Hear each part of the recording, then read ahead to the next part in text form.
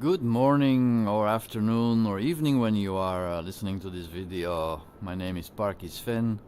I will, before the group flight of our host VR flight team guy Steve, for the ones who did buy the Hawk, congratulations. You bought a perfectly nice plane. I think it's the absolute best in the jet that's currently available in Microsoft Flight Simulator 2020.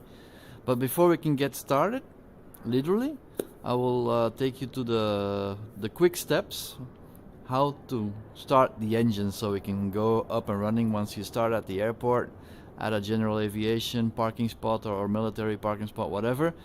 The plane will normally start in cold and dark status, so you do have to start everything up on your own. If you just purchased this plane and you haven't read the manual yet, I advise you to do so, because that concludes and has all the information that's necessary to start up the plane. But it's kind of complicated. You see, there's so many switch and dials to move, and there's also little tricks that I didn't find that nicely stated in the manual yet.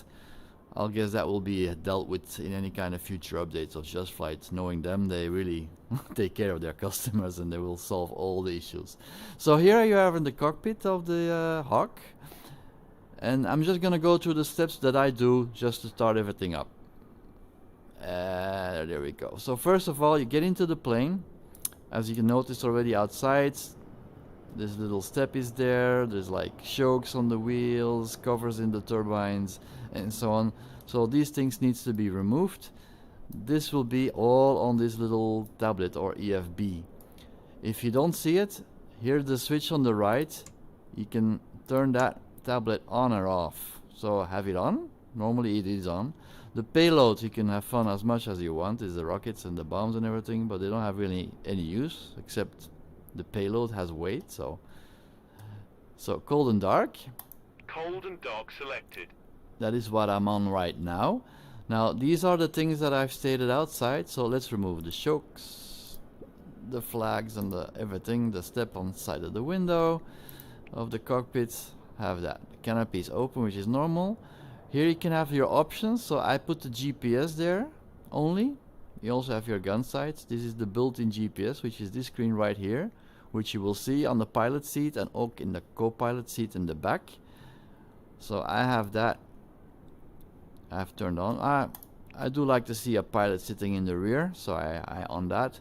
These are autopilot functions which we're not going to use. If you do, you're free to do so.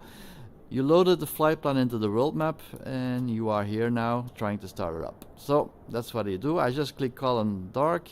I turn all these things off and now it's up to you in the plane. Now the first things we have to do, I have the map to my honeycomb here on the left side. Let me zoom out. First you actually do, I'll do a little bit the long time. Battery 1, these two buttons. You have to check if the voltage is okay. It's okay. So I turn that back off. Normally you have to reset on this big button to clear that alarm. Battery 2, same procedure. Battery voltage is okay. So I'll keep that on. Switch battery 1 back on. Clear that Betty or alarm. Also fuel pump have to go on. Pilot heat, that consumes heat, which is electricity, and the engine is not running yet, so I'll wait till the engine is running. Then, very important, here on the left side of the seat, pull down that lever. That's the fuel valve. So the fuel pump is now feeding the engine. This switch set to on. Now before that, I didn't see in the manual, you also have to switch it start one more time. And then on the throttle there's a small little button. Press and hold. You can already hear the engine is going. Not the engine, I'm sorry, the GTS. It's the little turbine that makes it possible to start the engine. So let that spin up. Once this button is green, it's showing already, then it's ready for engine start. So the fuel pump is on, the gauge is down, and then we're gonna do it again. As you can see, the brakes of the left and right wheels are pressurized, and also here the pressure is on. Now we have to start the engine. Click this lever so the throttle moves up. You can already move, see if it's fully movable. Okay. And then hit that button here that we did before. After pressing the smaller button, start that one again. So normally now you can hear the sweet noises.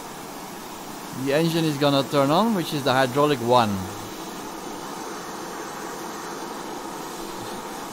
Just let it do it work.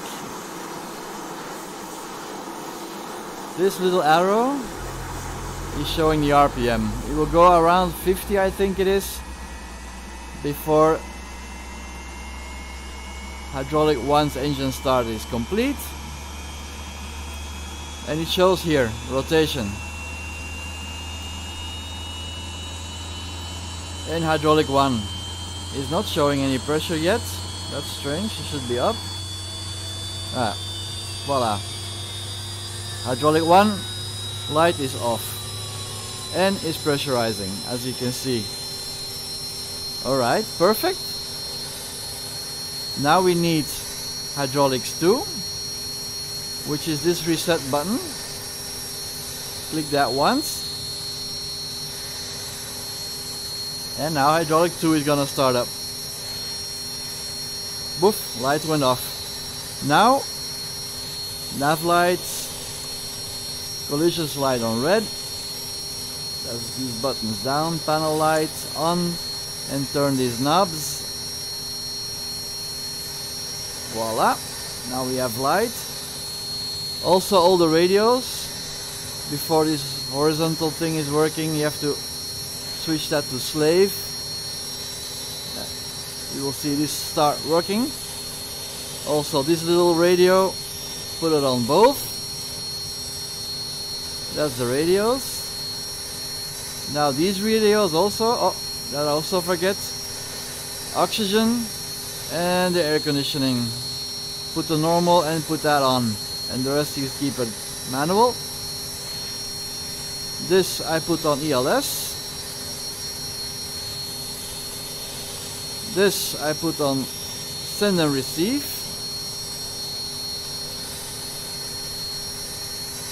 Which is the right one, I think. Then this button, stand by. It will do a self-diagnostic. We passed it, and then you put it to normal. And then this radio also is on off, and set it to first option. Voila. You can already hear the proof it's working. The pushback, I don't know, sometimes this push guy is gonna push me back. I don't want this.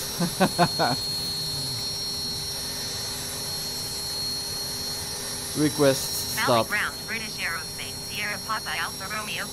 I don't need any pushing, man. Alright. Voila, he's gonna stop pushing. And then you can see the skid light is still on. Now, you can turn that on, which is this button. But you will notice that the light will stay on. And that because the co-pilot seat is not in order yet. So we go to the co-pilot, camera, pilot, co-pilot. And here the same issue. Also oxygen. Turn on the panel lights and twist these buttons the way you want it so it all lights up. Here you have to press gear down button, which is down, to verify it, and you give the gear control to the pilot to the front. Also this button should be on, which is already on, perfect. And then also switch the anti-skid button to the front. You will see the light will be extinguished. And now we can go back to the front seat. Pilot seat. Let's turn that off. Voila, your plane is up and running. Now it's just all the lights. We already turned them on, so I think we are ready to go. Also this lever, that will make the rudder control possible, because that otherwise will be locked. You can put the joke back into place. And that's it. I also kind of reset these buttons once. These 3 buttons, I always press them, so the switches and dials all center. And that's it. You're up and running. But before you go, close the canopy and lock it. Voila. And your plane is up and running. Now we can turn that tablet off. Boom, we don't need that anymore. The red button here will turn on your GPS. As you can see, it's showing the flight plan, which is nice, but it sometimes disappears. I'm working on that currently at the moment. I use this because it has the best speed and altitude notification for taking off. It's pretty handy. As you can see, the flaps are momentarily completely retracted. Once we go taxiing to the runway, you want flaps to be 1 level down. See, it's down and it's going. It shows this how the flap level is, and you can verify here on the plane on the back, flaps are 1 level down. Always good to check left, right, rudder, and all the aerials are working perfectly. Voila, that's it. The plane is up and running. Have a nice flight. Check the Discord group of Steve if any changes have been made for the group flight, the community group flight. Normally we are on the North European server, and just load all the settings that are included in the Discord group. But that should be up and running, and then we can just enjoy. Also log into the channel group, maybe the voice channel in the Discord group, so we'll be able to talk. And then you can also activate push to talk if you have a noisy surrounding. That would be nice. Otherwise, whatever you say and do, if you're drinking coffee, move something on the table, that will be audible for the entire group. So if that's unnecessary, please do so. Makes the conversation for the other people who want to say something or ask something to our special guest much more fun to do so. Okay, that's it. Ready to fly and taxi. Brakes off and ready to go. Have a nice flight. Bye bye for now.